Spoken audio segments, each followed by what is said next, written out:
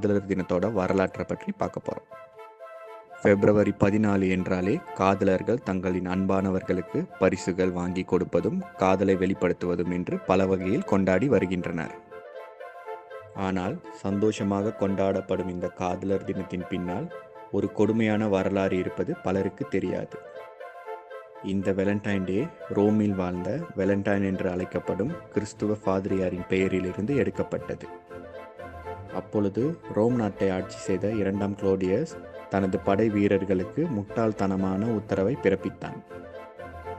திடீரென்று ஒரு நாள் மன்னர் குளோடியஸ் தனது அமைச்சர்களை வர செய்து ரோம் நாட்டில் இனி யாரும் திருமணம் செய்யக்கூடாது என்று கட்டளையிட்டான். இதனால் இதற்கு முன் நிச்சயம் செய்யப்பட்ட திருமணங்கள் அனைத்தும் ரத்து செய்யப்பட்டது. இதையும் மீறி திருமணம் செய்பவர்கள் கைது செய்யப்பட்டு இருட்டு அறையில் அடைக்கப்பட்டு பிறகு பொது இடங்களில் கல்லால்